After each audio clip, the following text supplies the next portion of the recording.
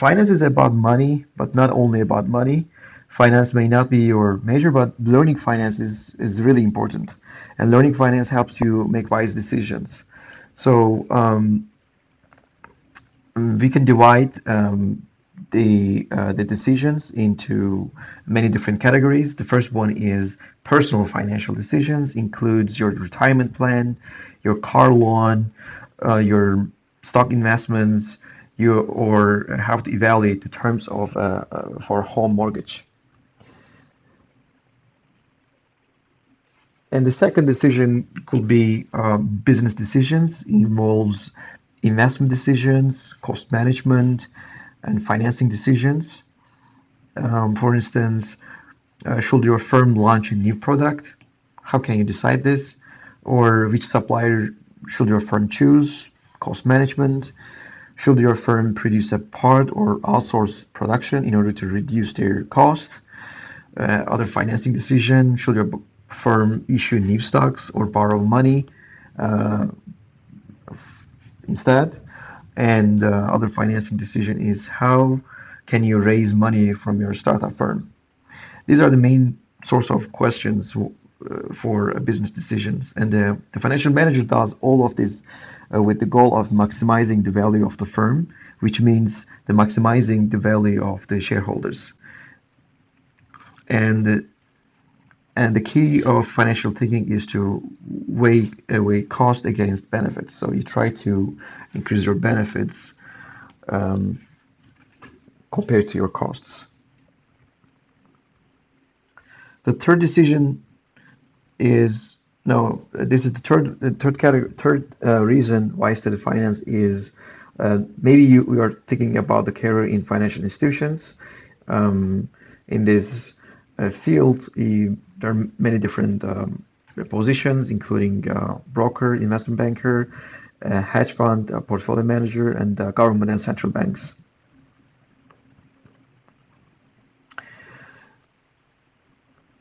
Okay, and most finance graduates starts their career as a securities research associate, credit card analyst, bank examiner, financial analyst, financial planner, and so on and so forth.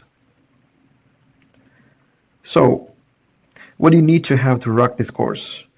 Some basic knowledge of math, and you need to review all the text that you are taking and all notes.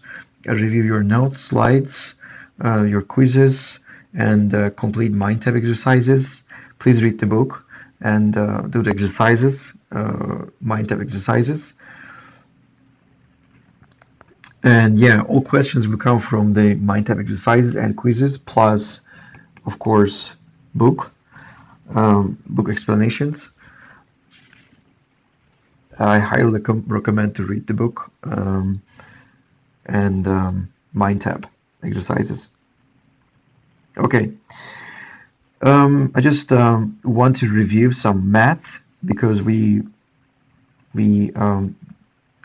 mainly use some math in this course. I just try to remind some rules. Okay, how can you solve these questions? You should pause here and try to solve these questions, and I will solve the questions for you.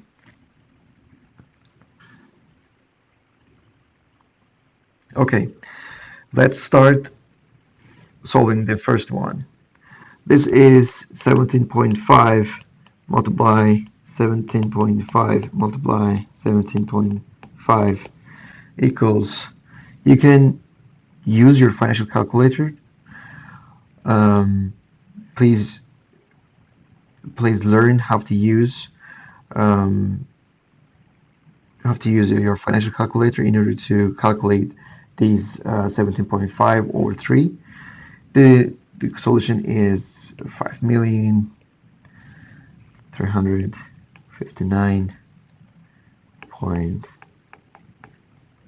Okay. Second question is, okay, we have order of operations. First, explanation or root extraction or parentheses.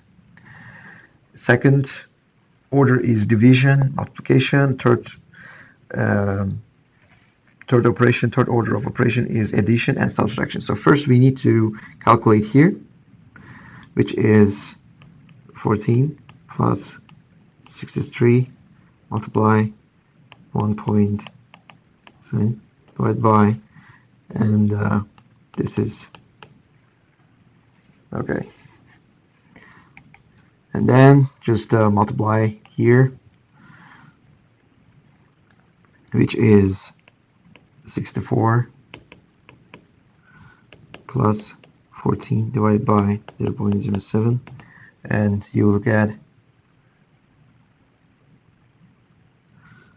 1115.28, something like that. And how can we solve this? This is just same as root 4 635.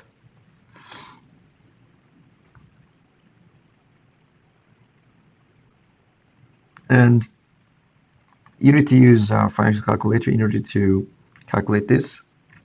And this is just 5.0395 over 4, and the solution is 5.0395. Okay. Okay, what does it mean? How can we solve this?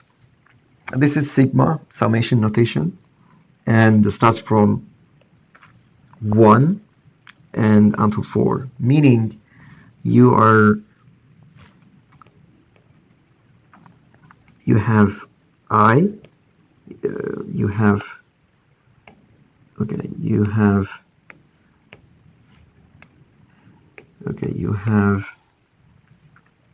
7 multiplied 2 plus 7 multiplied 3 plus 7 multiplied 4. Okay, which is, you can write 7, 1, 2, 3, and 4. This is 7, 9, 10. This is 10. So multiply 10, 70. And how can we solve this? This is pi production notation. This is very similar with the sigma notation, but instead of summation, we just multiply. So 1 plus 1 multiply 1 plus 2 multiply 1 plus 3. So it is 2, 3, 4, and it is 12, 24, right? Okay, how can we find x? Okay, in order to find this, first, okay, just this is multiply 93 with here and find this, equalize this. So 4 in parentheses 1x is equal 93 multiply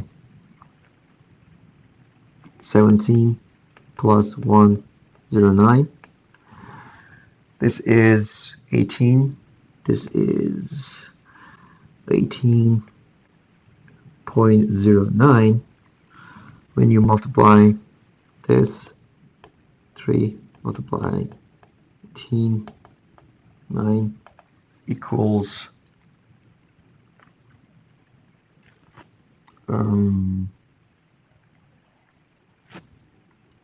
okay, let me multiply this.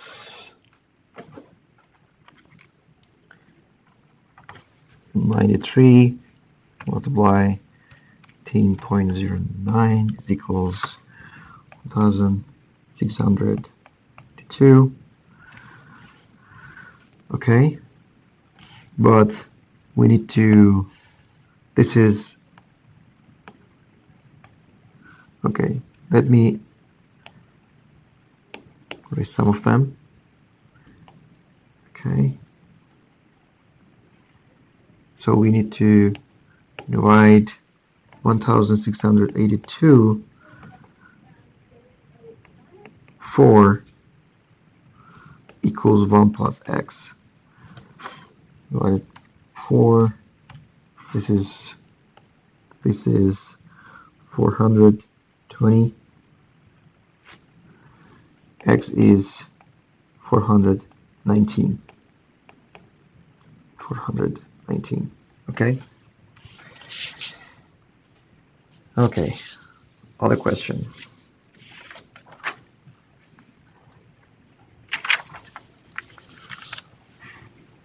Same, but we have x in numerator and denominator, so same calculation. First, we need to multiply 645 with 5 plus x equal 130x, right? So let's multiply one by one. Okay, 645 multiplied 5 is equals 3225 plus 645x is equals 130x.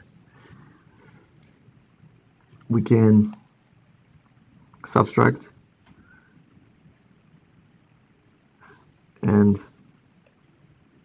take this here. 645x minus 130x is equals minus 3225. 515x is equal minus 3225. X is equal minus 6.2621. Okay. Okay, the next question is this. How can we solve this? Again, this E is Euler's number, which is, okay, E is equal to 2.7122 goes, and E over 8 means 27182 over 8. Okay, this is just, I'm just explaining what is Euler number, but in your financial calculator you'll find Euler number and just write Euler number over 8, and it will be much easier when you are using your financial calculator. And that means the 2.98 multiplied 10 over 3. Okay. This is natural logarithm value, meaning ln. ln means natural logarithm values, right? And that means 8 is equals log E8, right? Again, when you if you use a financial calculator, it's just you're typing the log E8 and it will give you 2.07. Okay. Okay, let's look at the other two questions or three questions. Let me clean this. Okay. How can we solve this question? If the student body at UTSA increases from 28,420 to 28,950 in 1 year. What is the percentage increase in the student body? Okay, the percentage increase is your final value minus your initial value divided by your initial value multiplied by 100. Let me clean. Okay, I will write again. Okay, percentage increase is your final value, initial value divided by initial value multiplied by 100. Okay, what's our final value? Our final value is this 28,950 minus 28,000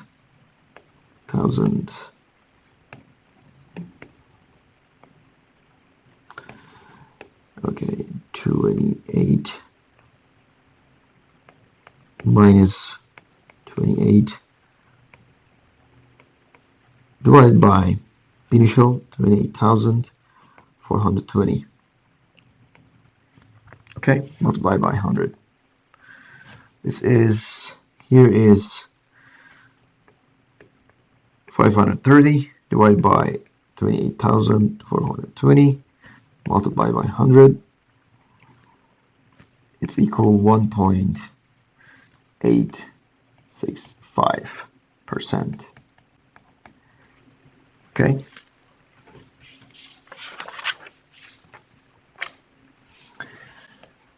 Okay, let me solve the next question. A business made 7,392 profit this month. Last month, the business made 92% of this month's profit.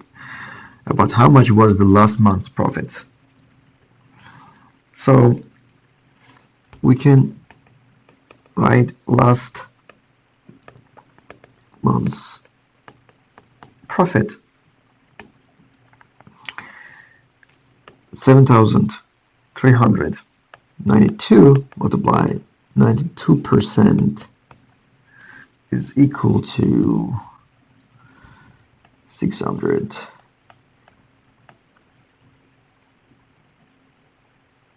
6,800.64.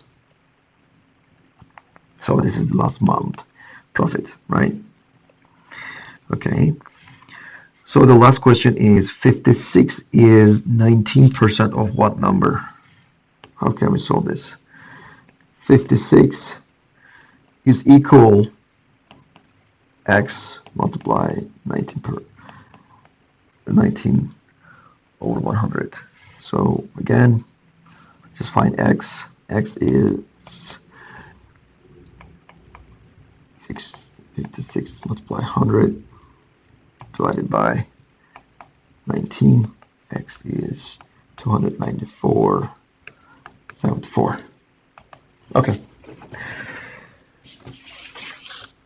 So you can take a break here and we will start chapter 1, Introduction to Basic Finance. So there are three divisions of finance. First, institutions, investments. Second, investments. And third is corporate business finance. And there are 5 key concepts. The first concept is source of funds. The second one is time value of money. Third one is trade-off between risk versus return. Fourth one is leverage, financial leverage, and valuation. Okay, institutions. What are the institutions? They are companies engaging the businesses of dealing with monetary transactions such as deposit, loans, investments, and currency exchange. For example, commercial banks, investment banks, insurance companies, and brokerage firms. the creation and the trade of the financial assets. They are responsible for the creation and trade of the financial assets. For example, Goldman Sachs, Morgan Stanley, and New York Stock Exchange, and the regulation of the financial markets. For example, Federal Deposit Insurance Corporation, or SEC, or FINRA. SEC is Securities Exchange Commission. FINRA is Financial Regulatory Agency. And there are many other regulatory agencies. And the one major function of the financial system is to transfer money from savers to issuers, users, from savers to users. So this transfer process, creates the financial securities. The second one is investments. The study of the investments is concerned with the analysis of the individual assets and the construction of well-diversified portfolios. And it encompasses financial planning, including one's financial goals, selecting specific financial assets, and construct diversified portfolio. And other factors affecting your investment: taxation, Fed monetary policy, meaning the flow of information from public firms, publicly traded firms. The third one is corporate finance. Within a corporation, emphasize the role of the financial manager. And what is the goal of the financial manager? It explains the goal of financial manager, determine what are the best sources of the financing of the firm, determine what the capital structure fits the firm. Capital structure involves equity and debt, and allocate firms resources among alternative investment projects. So mainly corporate finance is the area of looking for corporate structure and explain the goal of financial manager. Okay, what are the sources of finance? The company needs one or multiple sources of funds to acquire assets, and the source of funds are summarized in balance sheet. And the balance sheet, in other words, a statement of financial position or a statement of financial condition. And in balance sheet, you will see assets, liabilities, and equities. Assets means items of properties owned by firm, household, the government, and valued in monetary terms. We have assets, liabilities, and equities. Assets, all the items the company have. Liabilities, items that economic unit owes, expressed in monetary terms. These are the loans and credits. They're debts, actually, debts. And equity is the earnings. Items that owners invest. Okay, equity is the items that owners invest in the firm, expressed in monetary terms. Yeah, equity. Capital, actually. Equity is the capital. So what are the sources of return? That it could be income and price appreciation. The second concept is time value of money. The Benjamin Franklin says money makes money, and the money that money makes money. So a dollar received in the future is not equal to a dollar received in the present, right? So what does it mean?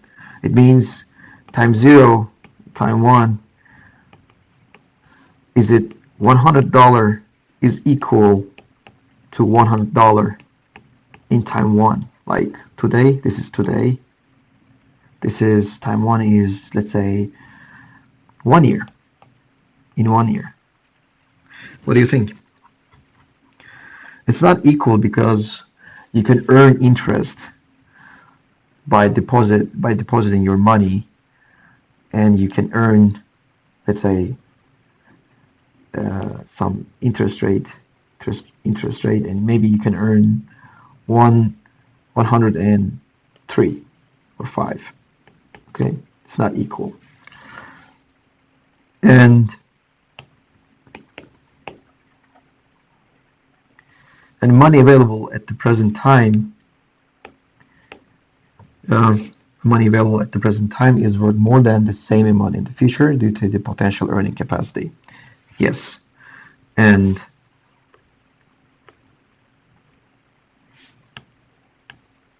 okay.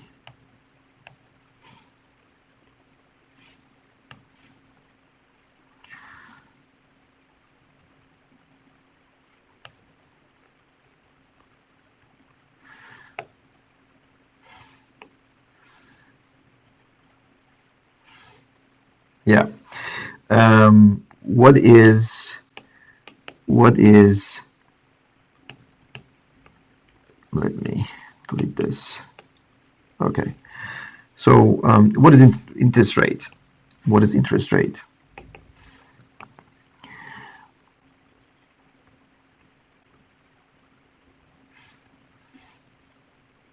Example, what is the future value of $50 in 2 months if the monthly rate is 10%? As I explained, right, you need to take into account the interest rate when you find the value of the money. This is the summary of this slide. And the third concept is risk and return. All investments are made in anticipation of earning return. It could be in the form of dividend payments, capital gain, or interest income. When invested in project, one expects to generate a cash flow and profit. And risk is uncertainty that an expected return may not be achieved. And risk is an integral part of financial decision making and will appear throughout this course, yes. And can we identify the risk or even manage them? Yes, we can. And is there any investment that involves zero risk? Risk-free. Yes. We will talk about this risk and return measures and which financial instruments has zero risk, and we will give examples like treasury, government bonds, etc. Treasury. Okay. So this figure shows the relation between risk and return, and y-axis is return and x-axis is risk. Risk means standard deviation, and the higher the risk, the higher the return. As you see, when the risk is getting bigger and bigger, your return is getting higher. And the financial leverage, the fourth concept is financial leverage. It's a source of risk in financial decision making and use of borrowed funds in return of agreeing to pay a fixed return, use of debt financing. Leverage means how much debt company use compared to its assets or other balance sheet items in assets. So just says how much debt the company has in percentage terms, and the use of borrowed funds in return for agreeing to pay a fixed return, use of debt financing. So not only firms, governments face these financial decisions. Firms need that. Also, governments need that. And what is the disadvantage of using that? Yeah, we will talk about using having high. Maybe yeah. What is the disadvantage of that? We will talk about the details using debt and equity. And what is the advantage of using debt? Yeah. Why companies use debt, or how much debt they need to use.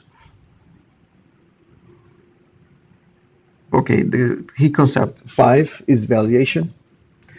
The valuation, the return is earned in uncertain future. There has to be a way to express the future in terms of present. Yes, and the process of determining what an asset is currently worth is called valuation. The value of the asset depends on returns they generate in the future. Yes, and the value of firm depends on value of its assets.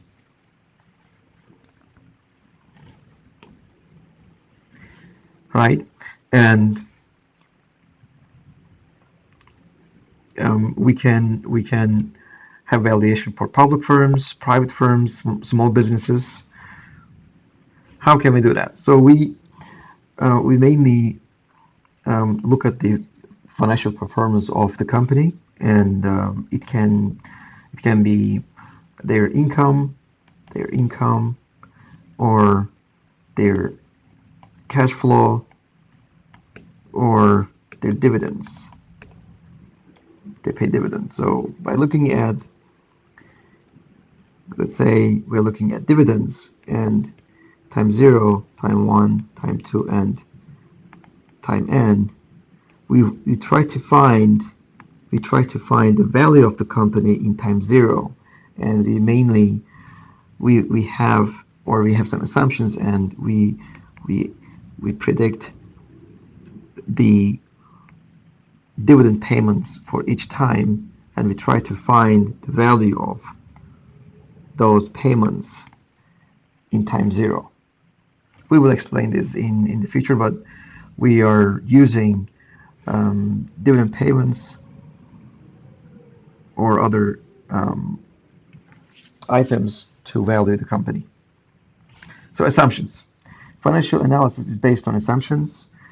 For example, every year you contribute 1,000 to your retirement account. If you earn 4% annually, how much will be in the account after 10 years?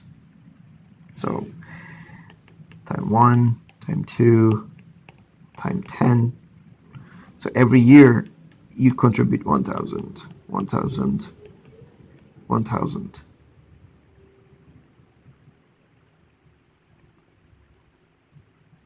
And you're earning 4%. So you contribute 1,000, but in 1,000 gives you 4%, and you will earn $40, right? The results of the financial models and applications of financial theory can be only as good as the accuracy of the assumptions used in the complete analysis. Yeah. So what does the financial system does? The financial cycle shows the savers and the borrowers. Savers can be individuals or institutions, and they give money to the borrowers. Those can be individuals or financial institutions, companies, maybe companies which project a new idea, and companies also generate wages, profits, and interest to the savers. This is the cycle of the financial system. So we can show the whole financial system in this chart, the players in diamonds chart. We have financial institutions, we have financial markets, borrowers, and savers. Same, savers give money to financial institutions give the money to borrowers, firms, individuals, and firms generate wages or interests, and they give those value to the savers. So finance is the process of transferring money from savers to borrowers and transferring returns back from borrowers to savers. Okay, let's solve one problem. Okay, taxation of corporate earnings. You are a shareholder in Netflix. You buy You buy some shares of Netflix, and Netflix earns $5 per share before tax. $5 before tax per share. $5 per share. Okay. After it has paid taxes, it will distribute the rest of the earnings to you as a dividend. We make this simplifying assumptions, but should note that most corporations retain some of their earnings for reinvestment. Okay. The dividend is income to you, so you will then pay taxes. We will pay taxes on these earnings, and the corporate tax rate is 40%. Corporate tax is 40%, and our tax rate is income tax, dividend. Yeah, our tax rate, income tax is 15%. So first question, how much of the earnings remain after all taxes are paid? And what is the effective tax rate? Just pause here and try to solve these questions, and I will solve the question. Okay, problem 1, solution. So we have $5 per share, and we're paying 40% corporate tax, meaning $2 corporate level. We pay $2 tax corporate level, and $3 is after tax earnings per share. So as an income tax, we are paying 15%. Just multiply $3 to 15%. It is 45 cents. So it leaves us $2.55 from the original $5. So we will calculate the total effective tax rate, meaning, okay, the original income is $5. We paid $2.55. No, we paid $2.45 tax, and it leaves us $2.55. So how much total tax we paid? $2.45 divided by $5, and it equals to 45% effective tax rate. Okay, wrap up. So in this session we learned what is finance, what does the financial system do, what does time value of money mean, and what is the relationship between risk and return, and I show you the players in diamond.